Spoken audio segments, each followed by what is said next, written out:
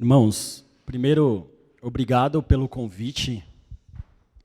É uma honra falar daquilo que o Senhor tem compartilhado no meu coração e principalmente aquilo que a palavra diz para nós. O que é muito interessante, por que eu digo que é uma honra? É porque eu estava realmente orando a Deus sobre como me comprometer mais com a obra na comunidade através da nossa igreja, conversando com alguns irmãos já.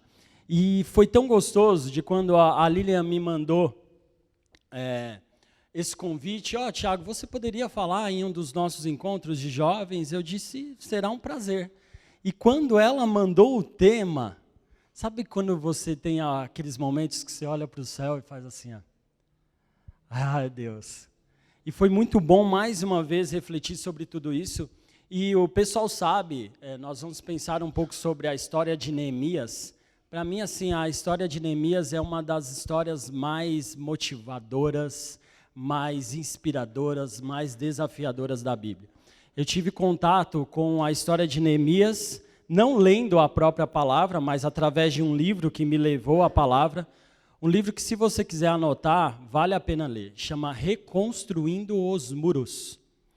Eu li esse livro, é muito difícil de achar ele, porque é um livro antigo. Dizem que eu sou antigo, mas não é verdade.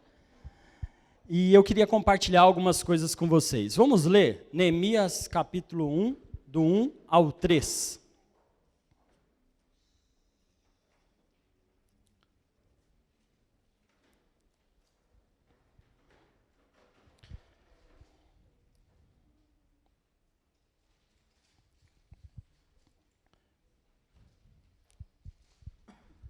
Neemias 1, do 1 ao 13, diz assim: Palavras de Neemias, filho de Acalias, no mês de Quisleu, no 20º ano, enquanto eu estava na cidade de Sussã, Anani, um dos meus irmãos, veio de Judá com alguns outros homens, e eu lhes perguntei acerca dos judeus que restaram, os sobreviventes do cativeiro, e também sobre Jerusalém. E eles me responderam: aqueles que sobreviveram ao cativeiro e estão lá na província passam por grande sofrimento e humilhação. O muro de Jerusalém foi derrubado e suas portas foram destruídas pelo fogo. Sabe que orando a Deus da forma o que Ele gostaria de compartilhar conosco aqui e o que Ele gostaria de falar especialmente ao meu coração, algo eu tomei muito cuidado e foi isso que eu conversei muito com Deus. Às vezes, quando nós temos um tema que é como fazer algo, o nosso desafio é buscar uma metodologia, é buscar um passo a passo, e muitas vezes nós caímos no erro de pegar uma metodologia e achar que algo que foi aplicado vai ser real em todas as circunstâncias, em todas as pessoas, em todas as esferas. Então, o que Deus me direcionou e aquilo que eu acredito é que não é uma metodologia específica que vai fazer com que alguém deixe rastros em uma comunidade, mas sim princípios bem fundamentados na palavra, que realmente deixam rastros. Não é o método que você usa, é o princípio que você está fundamentado. E aqui, antes de nós falarmos no decorrer da história de Neemias, eu queria que a gente tivesse um contexto. Porque nós podemos, e várias vezes nós podemos cair nesse erro, como se a história bíblica fosse uma história de um contexto desatualizado e que o mundo que nós vivemos não dá para aplicar propriamente dito aquilo.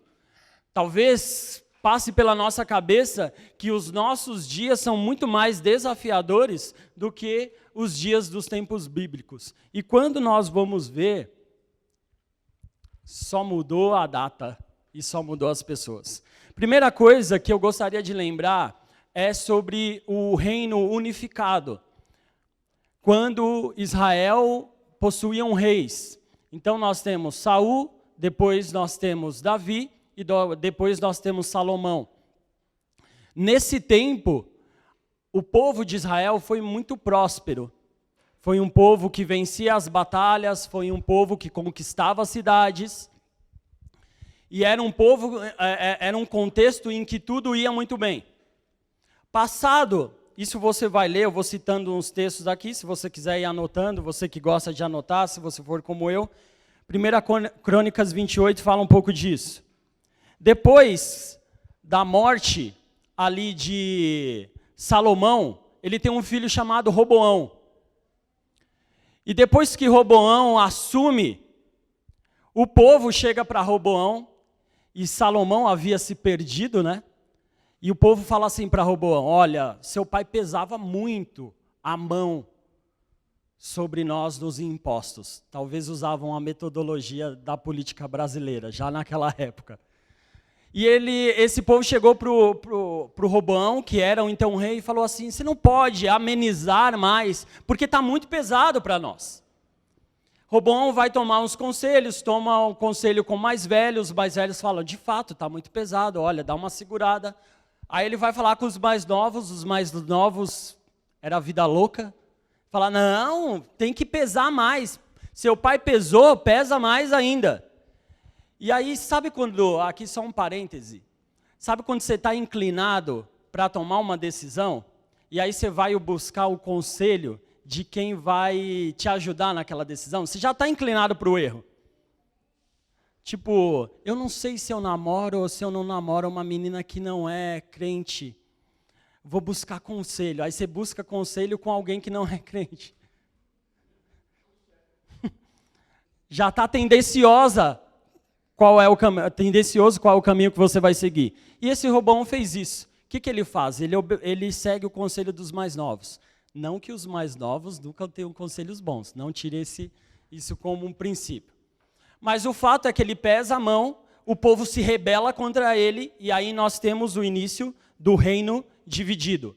10 nações se separam, vão com Jeroboão, e outras nações, elas ficam, e são duas, então ficam um reino com 2 nações, das 12 tribos, e outro reino com as 10 tribos.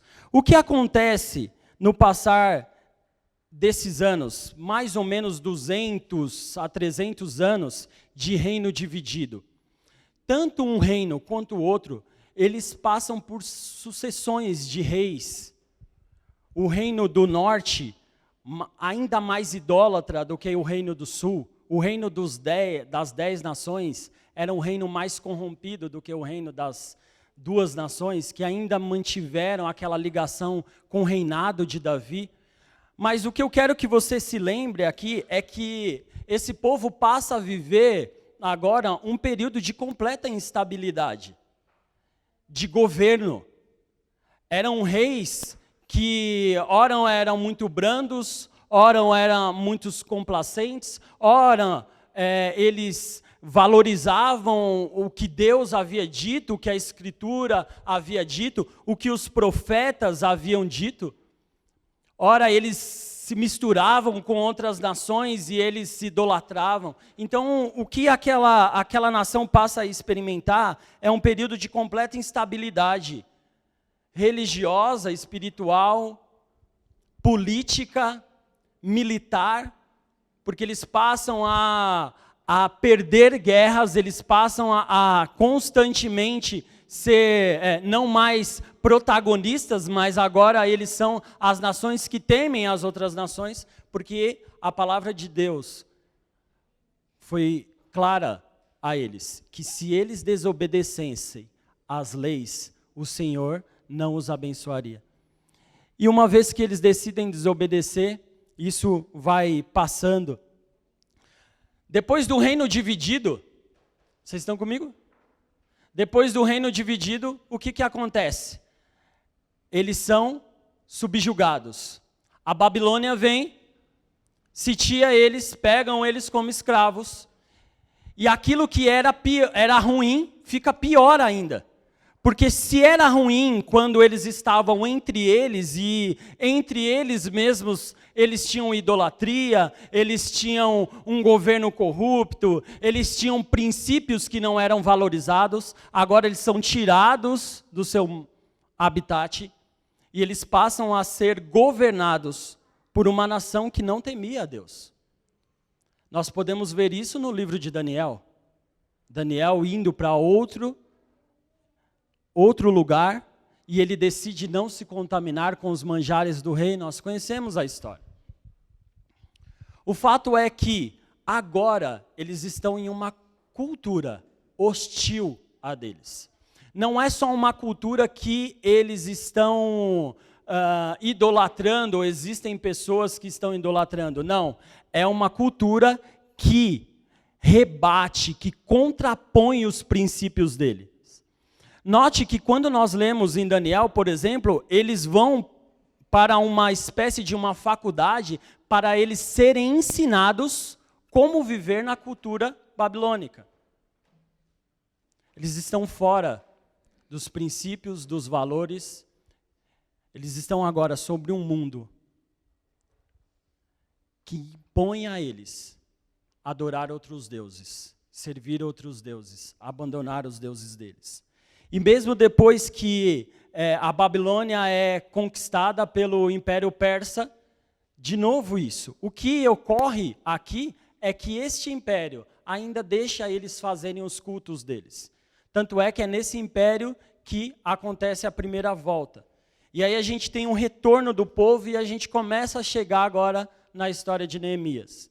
Então nós temos a primeira volta com Zorobabel, isso está descrito ali em Neemias 7, em Esdras 2. Depois nós temos a segunda volta do povo.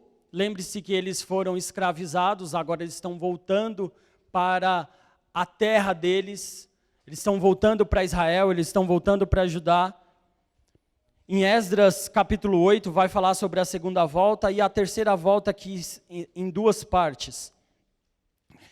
E aí, qual que é o contexto deste povo quando Neemias recebe a notícia de que eles não estão bem? De que os muros foram derrubados, de que eles estão desprotegidos. Eles têm um histórico de líderes fracassados. O reino dividido mostrou que vários reinados não garantiu a eles proteção, não garantiu a eles segurança, não garantiu a eles princípios de Deus. Eles têm uma idolatria, eles têm um histórico de uma nação idólatra, que busca outros deuses e que negocia com outros deuses benefícios. Eles têm um contexto socialmente, politicamente, militarmente, completamente desacreditados. E é importante você entender que esse reino dividido, ou melhor, esse tempo de exílio durou 70 anos. Então nós temos um reino dividido com 200 a 300 anos, depois nós temos o exílio com mais ou menos 70 anos. Então aqueles que estão nos dias de Neemias não experimentaram aquela vida boa da época do reino unificado. Eles cresceram em um ambiente completamente desfavorável a eles. E quando você olha, você e eu, olhamos para os nossos dias de hoje, é um contexto favorável aos princípios de Deus? Ou é um contexto desfavorável aos princípios de Deus? A resposta é óbvia. São dias ruins, são dias maus. Então o nosso contexto não é em nada mais difícil ou melhor do que aquele. Nós temos dias tão difíceis quanto. E aí nós chegamos ao texto que nós lemos, de Neemias, quando ele recebe essa notícia. E eu queria falar aqui sobre 5 características de Neemias que trouxeram a transformação do povo. Vamos ler, continuar o texto, Neemias 1, 4 ao 7.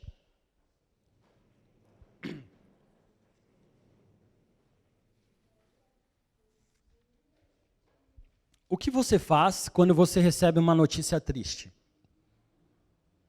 De alguém que não está numa situação boa. Vamos ler, Neemias 1, 4 a 7. Quando ouvi estas coisas, sentei-me e chorei.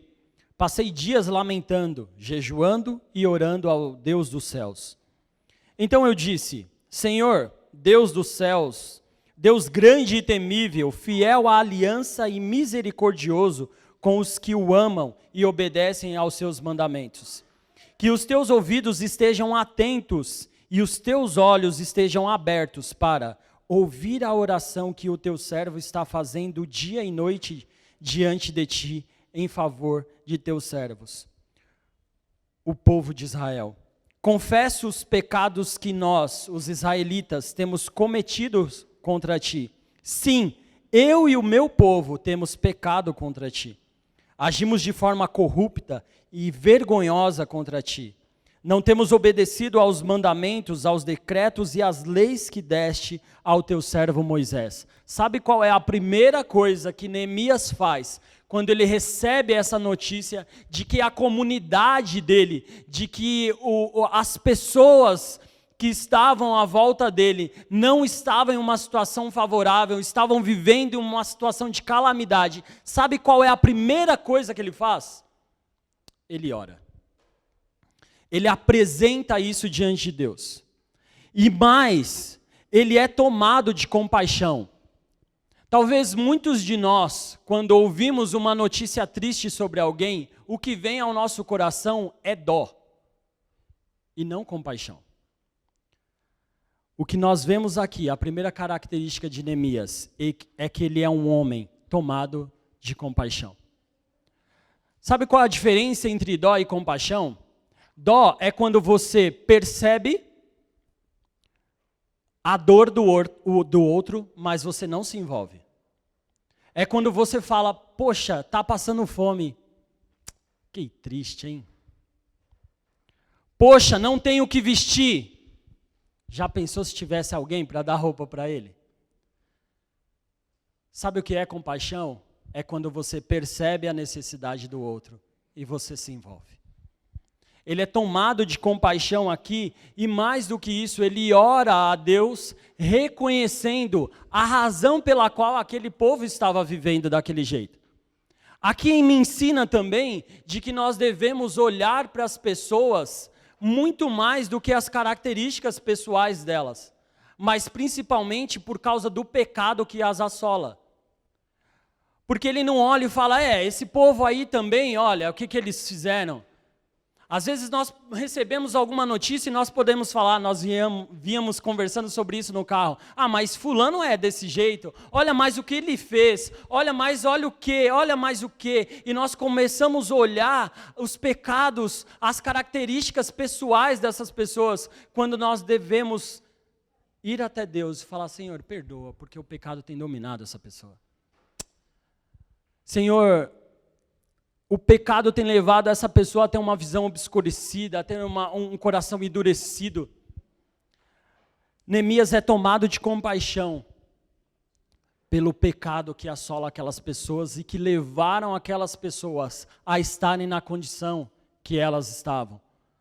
Não foi por vontade, entre aspas, delas, mas foi pela desobediência delas e o pecado que as assolava. A falta de perdão, de ter perdido o perdão e consertado os seus erros. A visão daquelas pessoas foram levando elas cada vez mais nessa direção. Agora vai para Neemias, capítulo 2, do versículo 1 ao versículo 5. Nós vimos uma característica no capítulo 1, e ela vai se repetir aqui, e eu quero dar um pouco mais de ênfase a ela. Neemias, capítulo 2, do 1 ao 5, diz assim: No mês de Nissan, do 20º ano do rei Artaxerxes, na hora de servir o vinho, levei-o ao rei. Nunca antes eu tinha estado triste na presença dele. Por isso o rei me perguntou, por que o seu rosto parece tão triste, se você não está doente? Essa tristeza só pode ser do coração.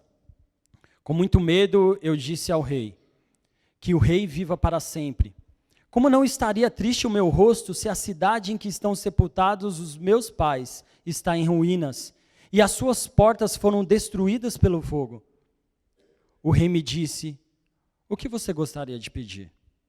Então, orei ao Deus do céu e respondi ao rei, se for do agrado do rei, e se o seu servo puder contar com a benevolência do rei, que ele me deixe ir à cidade de Judá, onde meus pais estão enterrados, para que eu possa reconstruí-la. Ele é tomado de compaixão, e isso leva ele a orar, a interceder, a colocar isso diante de Deus. Mas é muito importante nós percebemos que não é uma oração distante, é uma oração que busca uma solução. E mais do que isso, é uma oração em que ele mesmo se coloca como uma solução, uma ferramenta para que Deus haja naquela situação. Essa cena aqui me parece muito que ele passou dias, talvez, esperando essa oportunidade. Talvez ele tenha falado, como é que eu vou chegar e vou falar para o rei? Pensa, ele era o copeiro do rei. Sabe o que isso significa? Era ele quem administrava o palácio. Tudo funcionava, ou tudo que funcionava, passava pelas mãos dele. Ele era um homem de maior confiança do rei. Eu brinco com a Lana, quem é casado aqui ou quem namora vai saber disso. Toda vez que você vai comer alguma coisa, a sua esposa, a sua namorada pede um pedaço? Os homens fizeram assim. Mas você já soube um dia. O Livingston disse, eu não sei, mas já namorou, então já sabe. Eu falo para ela, você está parecendo um copeiro do rei, que sempre come algo. Não que eu queira me colocar como rei, não é isso. Mas falando, você sempre quer experimentar, você quer ver se não está envenenada? Porque era tão de confiança o copeiro do rei, que ele via se a alimentação do rei não estava contaminada ou envenenada, que algo pudesse ir contra o rei. Então ele era um homem, uma pessoa de suma importância de estar ali no palácio. E eu imagino que ele deve ter ficado, olha, eu preciso de uma oportunidade, não só de uma oportunidade, eu preciso saber como eu vou abordar isso com esse cara. Quando eu tiver essa oportunidade, o que eu vou falar? E aqui é interessante, porque ele faz uma oração. E eu sempre digo que assim, às vezes a gente tem algo para fazer, e aí a gente ora para fazer. E eu tenho aprendido na palavra que às vezes você ora para fazer, às vezes você ora enquanto faz. Porque às vezes nós ficamos orando tanto para fazer que algo é urgente e nós estamos orando. E o que nós deveríamos fazer é ter uma atitude. É a segunda parte da palavra oração, é ter a ação.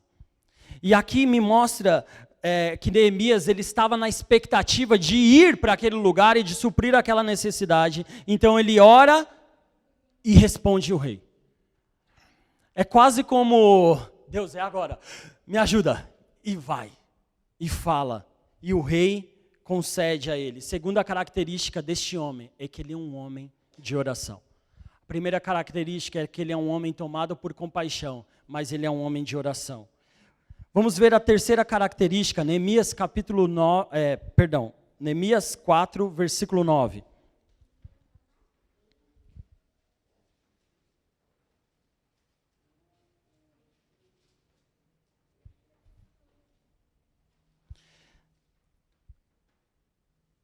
Eu errei de novo, eu vi aqui errado. Neemias 2, 11 e 12. Diz assim, ó, cheguei a Jerusalém, depois de 3 dias permaneci ali. Saí de noite com alguns dos meus amigos e não havia contado a ninguém o que o meu Deus havia posto em meu coração e que eu fizesse por Jerusalém. Não levava nenhum outro animal, além daquele que eu estava montado. A terceira característica que eu quero pontuar é que Neemias era um homem que buscava compreender as necessidades. Nós temos, Samuel vai lembrar de quem é, nós temos um irmão lá na igreja, em que sempre que é trazido um pedido de solicitação de oferta, ele faz a seguinte pergunta: nós entramos em contato com essa pessoa? Nós entendemos realmente qual é a necessidade dela? Será que isso que nós vamos contribuir vai ajudar ou não? Porque às vezes nós podemos contribuir mais e estamos dando menos. Às vezes, o que essa pessoa precisa é de um direcionamento e não necessariamente de um dinheiro. Então, ele faz essa pergunta. Nós já entramos em contato com a pessoa que precisa da oferta? Essa necessidade chegou até nós, mas nós estamos cientes verdadeiramente daquilo que precisa ser feito? Veja que Neemias, ele recebe a notícia, ele é tomado de compaixão, ele ora, ele vai até lá, mas ele busca compreender quais são as reais necessidades daquela comunidade. Do que de fato aquelas pessoas precisam. O que de fato está em torno do contexto daquelas pessoas para que ele possa intervir e para que ele possa agir. Às vezes eu e você podemos, de forma descontrolada, às vezes até no ímpeto de resolver. Nós fazemos, mas mais atrapalhamos do que fazemos. Às vezes uma pessoa vem e pede comida, mas na verdade o que ela está precisando é muito mais do que isso. E se nós simplesmente dermos a comida, ela vai embora. Selma compartilhava isso também. Foi muito bom. Que bom que a Selma veio no meu carro. Ela depois vai compartilhar um pouquinho de algumas experiências aqui com vocês. Mas é importante que entendamos qual é a real necessidade da comunidade que nós estamos querendo abençoar, de que nós queremos servir. Quero que você agora vire mais a sua página, não sei se na sua Bíblia vai ser necessário, mas Neemias 2:18. Ou melhor, Neemias 3, versículo 1. Depois Neemias 3 e o versículo 32. Esse capítulo ele é muito similar em todos os versículos dele. Então eu vou ler o primeiro versículo e eu vou ler o último versículo do capítulo e você vai conseguir compreender como que o capítulo inteiro se desenvolve. Diz assim, no versículo 1 do capítulo 3. O sumo sacerdote Eliasibe e os seus colegas sacerdotes começaram o seu trabalho e reconstruíram a porta das ovelhas. Eles a consagraram e colocaram as portas no lugar. Depois construíram um muro até a torre do Sem, que consagraram, e até a torre de Ananeel. Agora o versículo 32, o último versículo do capítulo. E entre a sala acima da esquina e a porta das ovelhas, os ourives e os comerciantes fizeram os reparos. O que a gente vê nesse capítulo 3? Nós vemos as pessoas sendo integradas na resolução do problema. Neemias vai, toma pé, entende o que está acontecendo e a quarta característica dele é que ele agrega e ele integra as pessoas em torno de um propósito. Não é ele somente que resolve aquilo. Ele agrega as pessoas e ele vai colocando várias pessoas ao longo de todo o muro, de forma que não é ele só que resolve o problema da comunidade. A própria comunidade se envolve para resolver o seu próprio problema. Então eles são o problema, mas eles também são a solução. Ele tem a capacidade de trazer as pessoas para perto, de fazê-las trabalharem em comunhão, integradas em um mesmo propósito. Neemias não é uma pessoa egoísta, egocêntrica, não é uma pessoa que acha que resolve tudo sozinho. Ele compreende que ele precisa agregar e integrar pessoas na resolução desse problema. Então nós temos 4 características aqui. E a última, antes de nós falarmos dos rastros que ele deixou depois dessas atitudes deles. Neemias 4, do versículo 8 ao versículo 9.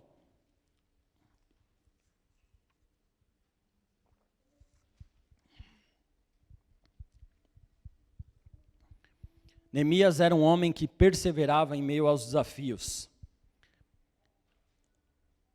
Versículo 8 e 9 do capítulo 4 diz assim: todos juntos planejavam atacar Jerusalém e causar confusão.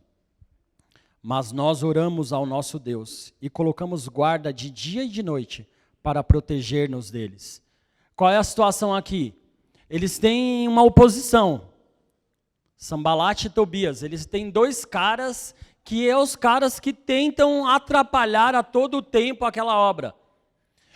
E aqui, esses homens, eles estão criando um motim para atacar Jerusalém. De novo, nós vemos um homem de oração, mas nós também vemos um homem de atitude. Ele não apenas ora, mas ele coloca guardas para proteger.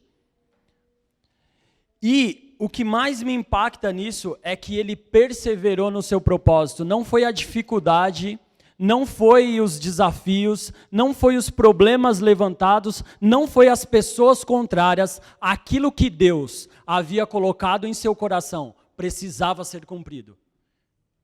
E ele está perseverando aqui não na força do seu braço, mas ele está buscando aquele que o incumbiu de realizar a obra. Ele está buscando força naquele que detém todo o poder. Ele está buscando força naquele que sustenta todas as coisas. Ele está buscando forças naquele que criou os céus e a terra. Ele está buscando força em quem tem força. Porque muitas vezes nós queremos resolver as coisas pela nossa capacidade de persuasão, pela nossa capacidade ou porque você talvez seja uma pessoa sanguínea, mais impetuosa, então eu vou levar na força do meu braço. Não vai. Não vai. Porque não se trata apenas de reconstruir os muros. Se trata de reconstruir pessoas. Se trata de alcançar pessoas. Por isso não se trata de dar alimento. Se trata de alimentar a alma. Não se trata de dar roupa. Se trata de acolher. É mais do que coisas. São pessoas. Então eu vou só recapitular aqui as 4 características deste homem. Primeiro, ele era um homem de compaixão. Segundo, ele era um homem de oração. Terceiro, ele era um homem que buscava compreender as necessidades. Quarto, ele era um homem que agregava e integrava as pessoas. Quinto, ele era um homem que perseverava em meio aos desafios. E aqui o que eu acho mais lindo de todo o livro são os rastros, pegando aqui uma conexão com o tema. É o rastro que ele deixa ao ter esta postura, ao ser esta pessoa. Primeiro rastro que ele deixa, leia comigo, Neemias 8 e o versículo 1.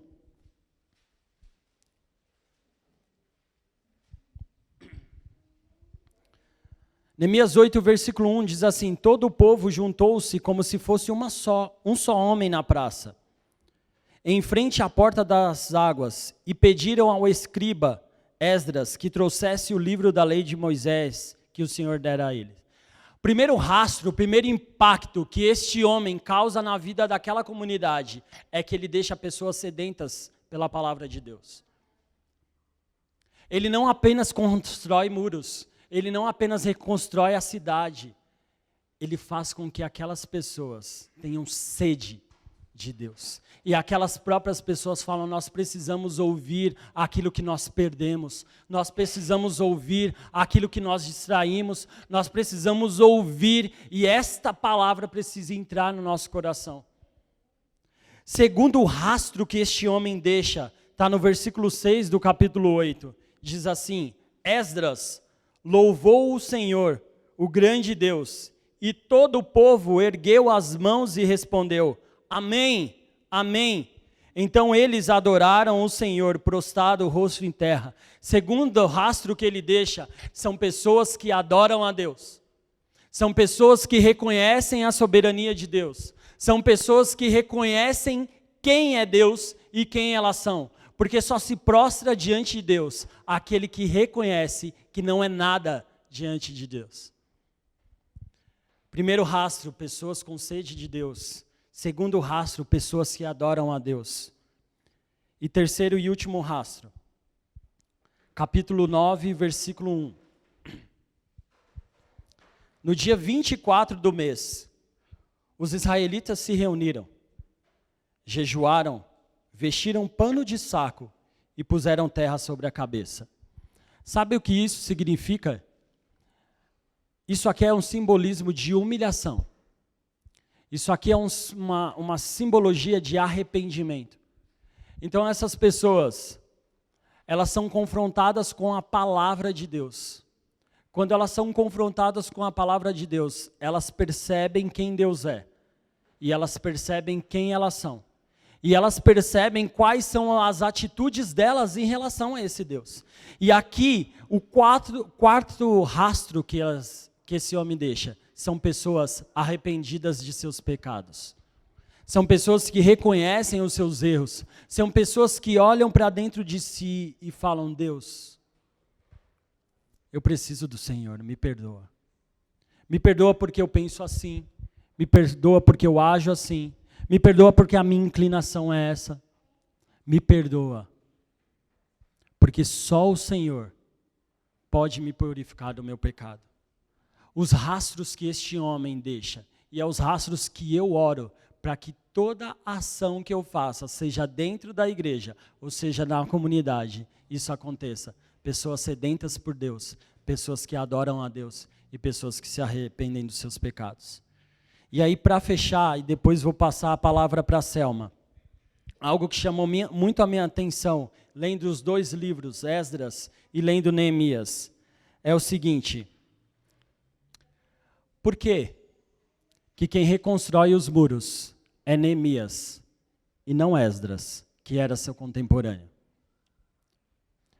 Por que Neemias reconstrói os muros, mas na hora de explanar a mensagem, ele chama Esdras? Não é ele quem faz. E aí eu vou ler Esdras 7 e o versículo 6, que diz assim: este Esdras veio da Babilônia. Ele era um escriba que conhecia muito a lei de Moisés dada pelo Senhor, o Deus de Israel. O rei lhe concedera tudo o que ele tinha pedido, pois a mão do Senhor, o seu Deus, estava sobre ele. Esdras era escriba. Era um estudioso da palavra. Neemias 1 e o versículo 11 diz assim: Senhor, que os teus ouvidos estejam atentos à oração deste teu servo e à oração dos teus servos que têm prazer em temer ao seu nome. Faze com que hoje este teu servo seja bem-sucedido, concedendo-lhe benevolência deste homem. Aqui quando ele está diante do rei, aí o versículo completa: nesta época, ele era copeiro do rei. Ele era o administrador. Sabe o que eu aprendo com isso? A minha história, Deus transforma em ferramenta para alcançar pessoas. Não importa se você teve um contexto familiar ruim. Esse seu contexto, essa sua história, Deus vai usar como ferramenta para alcançar pessoas. Não importa se você tem uma característica X, Y ou Z. Deus conduziu a sua história para que você desempenhe uma obra. E nenhuma obra é realizada sozinha. Por isso nós precisamos estar juntos como comunidade de Deus, para alcançar a comunidade sem Deus. Porque aonde eu não consigo ir, você consegue. Aonde eu não consigo falar, você consegue. Quem eu não consigo ter conexão ou empatia, talvez você consegue. O que eu aprendo nesta história é que Deus conduz a nossa história para alcançar pessoas. Se Deus tem te mostrado coisas, se Deus tem falado ao seu coração, e se talvez você tenha olhado para si e tem dito, eu sou assim, ou eu passei por isso, eu quero te dizer que Deus vai transformar a tua história em ferramenta para alcançar pessoas. Talvez tenha sido até uma história de desobediência, mas até o momento que você encontra Deus, a sua vida é transformada e mesmo uma história de desobediência é utilizada como uma ferramenta de Deus para alcançar pessoas. Deus conhece você. Deus criou você com as características que você tem. E Deus, através do Espírito Santo dele, vai transformar a sua vida em santidade para aquilo que não é o que ele colocou na sua vida, mas é fruto dessa cultura corrompida que nós vivemos, seja tirado e você seja depurado para a honra e glória dele. Eu quero convidar a Selma aqui, ela vai compartilhar um pouco das experiências dela nessa parte de ação na comunidade e aquilo que a nossa igreja tem feito também e aquilo que Deus te direcionar para falar também, fica à vontade. Ó, o slide está fácil aí? Selminha, pode ir comentando sobre o slide, por favor. Queridos irmãos, é um prazer estarmos juntos aqui, na certeza de que Deus já tem falado ao nosso coração e Ele tem propósitos, não é? Fala assim, olha, eu creio que com a presença do Espírito Santo na minha vida e com o poder ativo de Deus, eu posso impactar vidas, para a glória do nome do Senhor. Então, nós fomos mais uma vez despertados, né, pela palavra do Senhor. Aqui nós temos do lado de cá, né, a Zona Norte, lá, não sei quantos já estiveram lá no Jardim Peri, não é? E a nossa igreja está ali inserida, né, dentro dessa comunidade. Nós agradecemos ao Senhor. São 54 anos de história, né? Quantos irmãos já passaram por ali, realizando essa obra. Então, nós agradecemos ao Senhor. Esse ministério aqui é o Ministério da Sopa, nós chamamos de Sopão Beneficente, ele acontece a cada 15 dias lá na igreja, é feito a partir de 17 horas, 16h30, pessoas voluntárias, né, irmãs, irmãos, estão na igreja preparando essa sopa, e ela é servida para a média de 150 pessoas, a cada 15 dias, lá na igreja, numa quinta-feira. Do lado aqui nós temos um trabalho beneficente também, que é feito no café da madrugada, todo domingo às 5h30 da manhã. Também tem uma escala, né, dos irmãos que vão para este ministério. O João está aqui, participa, né, João, desse ministério. E nesse dia em especial tinha um seminarista, né, que também corta cabelo. Temos um outro irmão lá da igreja que já também fez esse trabalho. Então, ali, durante esse tempo, ele cortou o cabelo, né, daquelas pessoas que precisavam ali, por volta de 5 horas da manhã.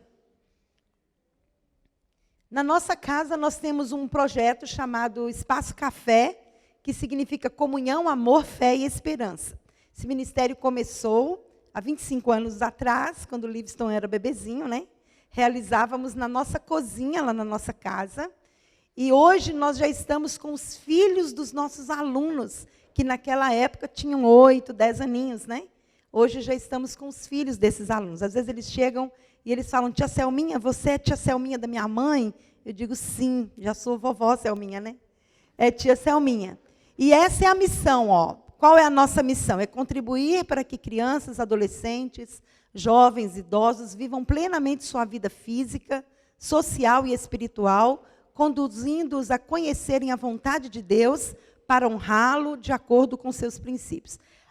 A sigla CAFÉ, né, o slogan CAFÉ, é comunhão, amor, fé e esperança. Por quê? Porque nós entendemos que, através deste contato com a comunidade, a porta de missões é aberta. Então, a porta de missões, a porta da igreja, não é aquela porta. A porta de missões é a sua cozinha, quando você toma aquele café da tarde com a sua vizinha. A porta de missões é a porta da sua casa. A porta de missões é aquele relacionamento que você tem lá no trabalho, onde você ajuda aquela pessoa que está passando por aquela necessidade. Então, a necessidade do outro é a sua oportunidade. E você vai impactar aquela pessoa, levando o amor do Senhor para ela. Então, é porta de missões, é porta de contato. Por que nós colocamos idosos ali também, né? Porque nós já fizemos também alfabetização, já teve curso básico de inglês, já teve curso de Libras. Então, as oportunidades que surgem, né, são dons e talentos a serviço para que pessoas sejam impactadas para o Senhor. Este ministério ali também, nos fundos da nossa casa, tem a comunidade, então, foi feita uma tarde recreativa com as crianças da comunidade. Então, ali elas recebem, além, né, de uma tarde mesmo recreativa, com dinâmicas, com brincadeiras, elas recebem também a palavra do Senhor e depois um lanche bem gostoso que todas elas gostam. Embaixo dá para ter uma noção do espaço na nossa casa. Né? É mais ou menos 6 metros por 9, 10, porque tem uma cozinha e um banheiro, né, também lá. Então, essas crianças chegam, elas brincam, e depois elas recebem o ensino da palavra e vão para casa. É como conta-gotas, às vezes, né? É pouquinho cada dia, mas elas recebem ali princípios. É interessante que nós não conseguimos fazer com elas como uma escola bíblica dominical, mas nós, durante o período que ficamos com elas, nós vamos aplicando na vida delas princípios. Por exemplo, se ela fala mentira, a gente aplica a verdade para ela. Se ela tenta ganhar um jogo com desonestidade, a gente mostra que não é com desonestidade que ela vai vencer. Se ela fala um palavrão, eu digo, boca suja, não pode falar palavrão, né? Ela diz para mim, mas a minha mãe fala. Eu digo, mas não é este o bom exemplo que você tem da sua mãe, não é? Eles trazem os conflitos da casa. Se o pai está preso, né, se tem algum parente envolvido com drogas, e a gente tem a oportunidade de conversar com eles e de orar com eles. Então, a gente vai aplicando cada dia princípios ali. E nós agradecemos ao Senhor. Este é um projeto dessa semana, né? Nós tivemos na nossa casa 3 dias com as crianças maiores, né, de 10 a 12 anos, e hoje terminou às 17 horas, já a segunda classe especial de 4 a 9 anos, e segunda-feira, de segunda a sexta, estaremos na igreja, alcançando a outra comunidade, lá com o EBF. Então, é oportunidade e ferramentas que a gente tem. Eu queria compartilhar rapidinho com vocês o seguinte, é uma reflexão. Queria que você perguntasse, eu estou cumprindo a missão que eu recebi do Senhor, ou eu estou me escondendo? Quando o Senhor o Senhor Jesus Cristo, ele traz as bem-aventuranças, ali nas bem-aventuranças, o Senhor, ele traz como uma constituição do reino dos céus. É como uma constituição. E para compreender o reino dos céus, nós temos que ser dirigidos pelo rei do reino. E Jesus, para cumprir a missão do rei, eu tenho que ir a um nível de intimidade com o Senhor. Então, o Espírito Santo, ele passa a habitar em mim. Ele passa a habitar em você. Nós cantamos uma canção, dá-me um coração igual ao teu, meu mestre. E o que você faz com o coração do mestre? O Espírito Santo está aí. Ele habita em você. Então, a igreja realiza a obra, né, como uma igreja autêntica, na ação do Espírito Santo. E quando, nesse texto aí, né, eu vou desafiar todos vocês a lerem o Sermão do Monte, que é Mateus 5 até Mateus 7, no capítulo 5, de 13 a 16, ele vai, para exemplificar o poder atuante do seu reino na terra, no caso aos seus discípulos, mas para mim, para você como igreja, ele usa 2 elementos simples e de extrema importância para todos, que é sal e luz, não é? Sal e luz. Por que sal? Porque nós estamos numa terra em corrupção.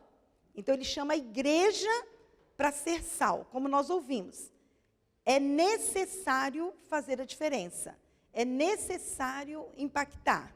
E ele usa a figura luz também, luz para um mundo que está em trevas. E a segunda reflexão para você. Eu estou sendo sal da terra? Eu estou sendo luz do mundo? Então, nessa metáfora, né, que o Senhor usa, ele mostra a sua igreja como o povo do reino. Ela deve ser conhecida de forma atuante no mundo, influenciando positivamente através da natureza de Deus que ela recebeu na conversão. É como o Tiago acabou de falar. Não é o ato de entregar o pão. É porque Cristo habita em mim e eu reflito deste amor. E é um amor que impacta, é um amor que transforma.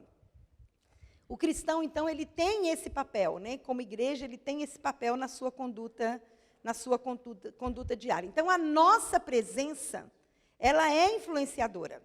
Ou atraímos essa pessoa para Deus, mostrando a natureza de Deus em nós, ou o nosso mau testemunho vai afastá-la de Deus. Então, nós somos responsáveis perante Deus por essa influência positiva ou negativa, não é? E quando nós falamos sobre o sal, é interessante que o sal ele é um elemento tão pequenininho, uma porção pequena já vai dar sabor. Isso significa que a porção que cada um dá é pequena. Você pode achar que é pequena, mas é a parte que cada um dá dentro do propósito, né? Dentro do processo, dentro do plano de Deus, do propósito de Deus. Então, o cristão autêntico, ele vai levar esse verdadeiro sabor à vida das pessoas que estão tão perto de nós e elas não têm sentido de vida. Então, o evangelho, ele leva, né, esse sentido da vida. Você já provou uma pipoca sem sal? O livro está com esse desafio aí de comer com pouco sal. Quando você prova uma pipoca sem sal, ou você come um churrasco sem sal, você fala, nossa, que sal gostoso. Quando está bem temperado, o que você diz? Que churrasco gostoso. Você não fala que sal gostoso. Né? Por quê? Porque o sal, ele foi inserido dentro daquele churrasco. E ele fez com que aquele churrasco, aquela carne, ficasse gostosa e ficasse, né, bem temperada. Então, a carne, ela sofreu a influência direta do sal que trouxe para ela esse sabor marcante. Você tem que ser assim. Eu tenho que ser obrigatoriamente essa pessoa. Que a pessoa que está do meu lado seja impactada, né, com o sabor do Evangelho. E a vida dela passa a ter, então, sentido. Passa a ter sentido. Existem pessoas bem perto de você, vazias de Deus. Às vezes, dá-se uma ideia de que a pessoa mais necessitada é a que não tem roupa e comida. Mas tem pessoas perto de você. Ela está tão vazia. Ela está tão vazia, e um dos motivos que ela está tão vazia é porque todos os recursos dela, que ela já investiu, não preenche o vazio que ela tem. O outro está vazio, porque não tem recursos. Ele acha que ele está no vício, que ele está na droga, que o casamento dele acabou, que tem problemas familiares, porque ele não tem dinheiro. Ah, eu estou assim porque eu não tenho recursos. Eu estou assim porque eu não tenho isso, não tenho aquilo. Mas o outro tem tudo, mas ele também está perdido. Ele está perdido porque não há nada que ele possa fazer que vai preencher o vazio. A igreja, sim. A igreja tem o Espírito Santo. A igreja tem Jesus. A igreja tem o Evangelho. A igreja pode impactar essa pessoa para trazer para ela o verdadeiro sentido, não é? Então, essas pessoas estão vazias. Pode ser o seu parente, pode ser o seu amigo, pode ser o seu vizinho. Então, se você é sal e você não está atuante, você está fazendo falta, né, na vida dessa pessoa. E por que eu estou falando isso? Porque é impossível realizar a obra da igreja na comunidade se eu permaneço como sal no saleiro. O sal não faz sentido algum no saleiro. O sal tem que sair do saleiro, não é? Tem que sair do saleiro. E nós precisamos estar abertos e, assim, perceptivos, né, às oportunidades que o Senhor coloca diante de nós. O mundo, ele é um mundo tenebroso. Tenebroso é de trevas. E a Bíblia diz, Jesus diz, eu sou a luz. Depois ele diz, você é a luz, né? Vós sois a luz, é o que diz também nesse texto. E Filipenses 2:15 diz, falando para mim e para você, né? Para a igreja, para que vos torneis irrepreensíveis, sinceros filhos de Deus, inculpáveis, no meio de uma geração pervertida e corrupta, na qual resplandeceis como luzeiros no mundo. Então, a igreja precisa ser reconhecida. Ela precisa ser conhecida e reconhecida na comunidade em atos de amor. Em atos de amor. Todos os vossos atos sejam feitos com amor. Jesus, por exemplo, Jesus é o pão da vida, não é? Não é o pão que desceu do céu?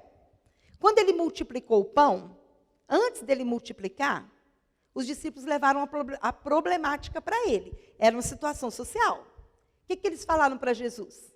Está tarde, manda cada um voltar para a sua casa, porque não tem pão para todo mundo. Qual foi a resposta de Jesus para eles? Você se lembra? Dai-lhes vós mesmos. Ele falou, você está trazendo a problemática para mim? Mas a tarefa é sua. Dai-lhes vós mesmos de comer. E ele estava falando de pão, não é? Ele estava falando de fome física. Dai-lhes vós mesmos de comer. Então, leva-se, né, aquela porção pequena até a presença do Senhor, que com gratidão pelo milagre, ele faz toda aquela multiplicação. E depois que ele multiplica, o que sobrou? Ou o que sobraram, né? 12 cestos cheios. Quantos discípulos tinham? Todos já tinham comido e se fartaram. Como sobrou 12 cestos? O que ele está dizendo? Continua entregando pão. É sua missão. Continua entregando pão. Então, a fome não tem cor, não tem idade, não tem tamanho. A fome não é se merece. Você nunca passou fome, talvez. Depois do 3º, 4º dia sem comer? Você já ficou 3 dias sem comer? Não ficou. A gente talvez não saiba nem explicar o que é ter fome. Então, a pessoa está com fome. Não é se ela merece. Ela está com fome. E aí você leva o pão. Quando você leva o pão, você leva o amor. Quando você leva o pão, você leva o acolhimento. Quando você leva o pão, gente, é lindo, é maravilhoso. Nós já estivemos na Cracolândia de madrugada, levando pão e sopa. Eles pedem água. Sabe o que é água? Eles não perguntam nem se está filtrada. Na minha casa, nós levamos bastante pets, né, com água filtrada, mas eles nem perguntaram se era água filtrada, eles apenas queriam água. Então, a gente precisa sair do saleiro para poder realizar essa obra. Né? A necessidade está ali fora. Então, a necessidade do outro é a minha oportunidade de canalizar a bênção. Eu vou testemunhar para vocês rapidinho. Nós estávamos saindo da igreja do Peri às 9h30 da noite, né, numa reunião de oração, e aí paramos na praça e tinha um casal entregando pão e sopa, numa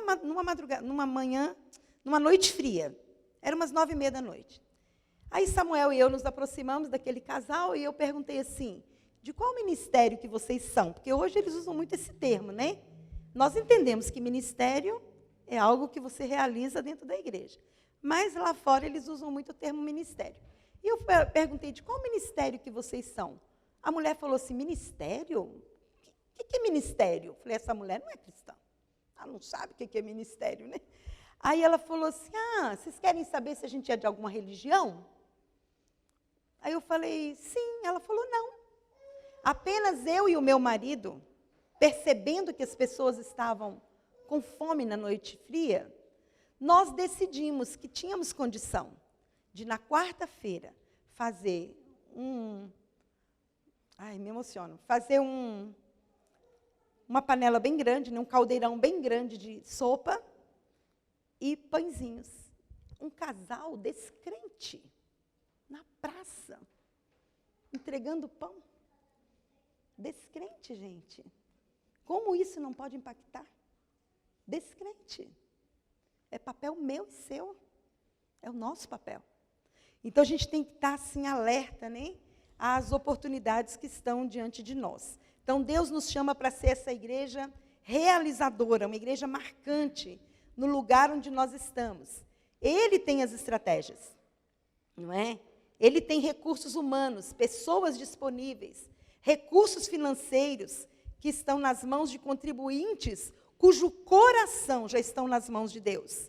E ele tem intercessores para ser suporte nesta obra. Quero dizer para vocês do que é estar disponível nas mãos do Senhor. Deus usa pessoas imperfeitas, como eu e você. Ninguém precisa ser perfeito para ser usado pelo Senhor. Precisa estar rendido aos pés do Senhor.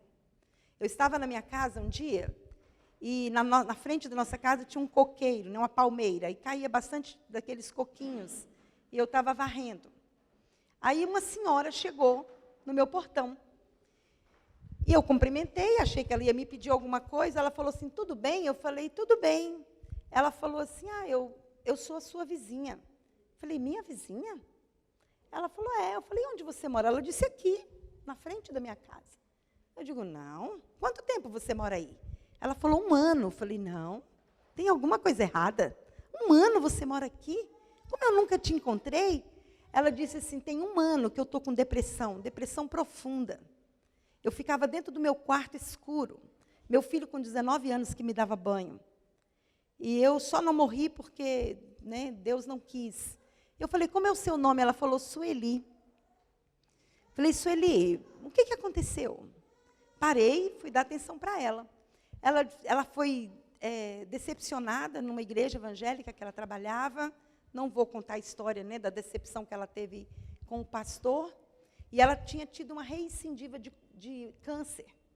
E ela estava decepcionada com Deus, decepcionada com a religião, decepcionada com aquele pastor, decepcionada com a própria vida. Eu falei para ela assim, mas Sueli, alguma coisa, né, aconteceu com você? Como foi que você conheceu o Evangelho? E ela começou a falar um pouquinho da vida dela. Eu disse para ela, esse Jesus que você conheceu, ele tem propósitos para a sua vida. E são propósitos eternos. Falei, deixa essa mágoa. Deixa o Senhor trabalhar no seu coração. Passou. Na outra semana, a Sueli estava presa na grade, assim, da casa dela. E eu também estava lá, varrendo na frente. Eu fui lá e eu falei para ela assim, Sueli, abre o seu portão. E ela ficou meio constrangida. Eu falei, não, eu não vou entrar na sua casa. A gente fica mesmo, né? Quando não está esperando uma visita, já chega. E eu falei, não precisa ficar constrangida, eu não vou entrar. Quando ela abriu o portão, eu dei um abraço nela. Quando eu terminei de dar um abraço nela, passou, né? Ela me abraçou, chorou um pouco. Depois ela chegou no meu portão e ela bateu. Ela disse para mim, Selma, eu vim dizer para você que aquele abraço me curou. Não foi o meu abraço que curou Sueli, gente. Não foi meu abraço. Ela disse, naquele dia, o Senhor me tirou. Naquele dia. Ela disse, fazia 1 ano que eu não conseguia entrar em um supermercado. Eu entrei no supermercado. Tomei banho. Tive a alegria de limpar minha casa. O Espírito Santo impactou a vida, a saúde da Sueli. Então, ele falou de acolhimento, não é? Do poder do abraço. O outro exemplo que eu queria dar é a respeito do Chico. Tem uma das fotos que tinha o Chico, né? Eu acho aqui. O Chico, vou ser bem rápida na história dele, porque há 25 anos atrás, mais ou menos, a esposa dele foi trabalhar na casa de um irmão da igreja, do presbítero da igreja, como empregada. E com 5 meses que ela estava nessa casa, ela já foi evangelizada. O filho dela, adolescente, foi impactado pelo evangelho por um adolescente que era neto desse irmão, que eles estavam lá na casa, ela estava trabalhando na casa. Essa irmã, que hoje é nossa irmã, ela foi trabalhar na casa da nora dessa irmã. Então, para falar em nomes, né? O nome da mulher é Luciana, ela foi trabalhar na casa da avó da Jaslana, foi impactada para o evangelho lá. De lá, foi trabalhar na casa da tia da Jaslana. Jaslana é a esposa do Tiago. Quando ela chegou na casa da tia da Jaslana, a tia da Jaslana evangelizou ela. E me ligou, Selminha, tem como você fazer o discipulado? Samuel e eu ficamos 2 anos, 1 vez por semana, indo na casa dela. O marido dela, mais de 20 anos nas drogas. Usou todas as drogas, cocaína, crack, tudo. Tudo que você puder pensar. Um lar que já estava a ponto de ser completamente destruído. Ele não deu fruto naquele momento, mas a semente foi sendo lançada. Hoje, já faz 10 anos que ele se converteu. Uma das pessoas que estava ali dirigindo aquele sopão é ele com a esposa, e o café da manhã também, todo domingo, 3h30, 4 da manhã, ele já está lá na igreja. Um dia, o Chico estava na rua, recém-convertido. Uma pessoa chegou para ele e falou para ele assim, Chico, entrega essa mercadoria para mim. Ele falou, mas eu não posso. O rapaz falou, eu sei que você pode entregar. E eu sei que você está reformando a sua casa. Você precisa do dinheiro. Ele disse, eu não preciso mais desse dinheiro. E ele falou para o rapaz assim, Deus mora aqui dentro. Deus mora aqui dentro. Então, você realiza um trabalho e o Senhor ministra bênção. O Senhor opera. Ele opera de forma ativa. Então, nós agradecemos a Deus por saber que a obra é dele e é para a glória do nome dele. Eu acho que o nome mais certo para a igreja deveria ser Santa Casa de Misericórdia, né? Porque santa é de Deus e misericórdia, a palavra misericórdia significa junção de duas palavras, miséria e coração. Então é quando o coração de Deus se move pela necessidade do outro. E Deus vai fazer isso com as suas mãos. Deus vai fazer isso com o seu dinheiro. Deus vai fazer isso com seus dons e talentos, com uma vida rendida a Ele. Amém? Deus nos abençoe.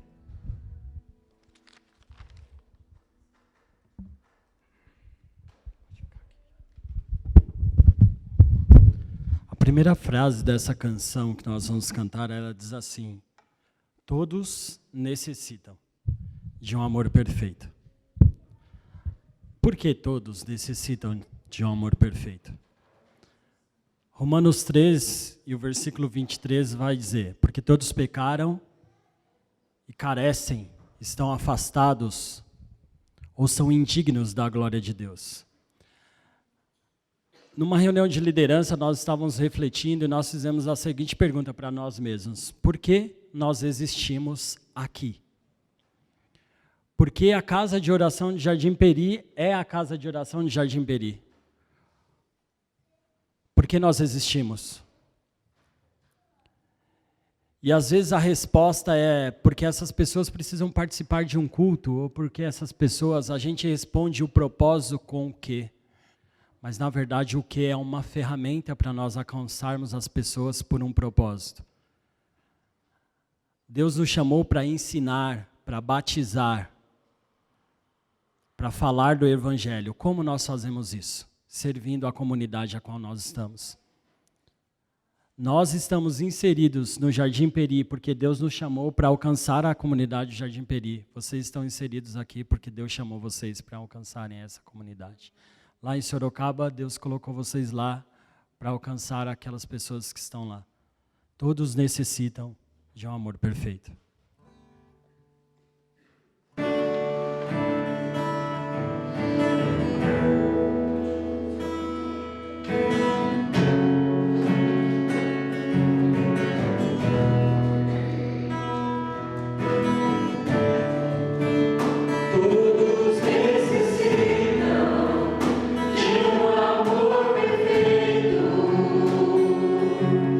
Perdão e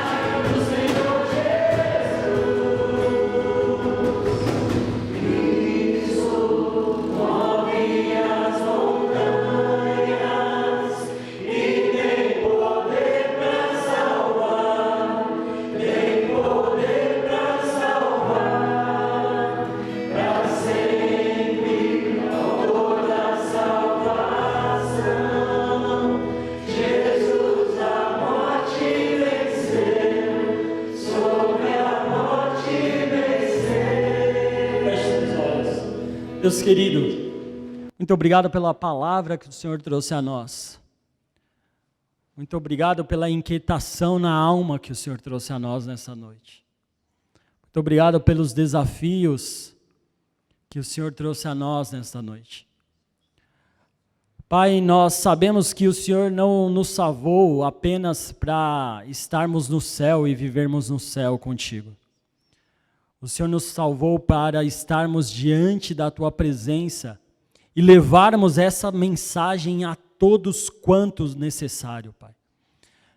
Por isso, ó Deus, aquelas pessoas que o Senhor tem colocado na nossa vida, no nosso contexto de vida, seja família, seja vizinho, seja amigo de trabalho, seja a comunidade, ó Deus, que cerca aonde nós estamos. Pai, nos faz entregar o pão, sabendo que quem opera um milagre, a manifestação do poder é o Senhor quem opera. Nós só precisamos entregar o pão.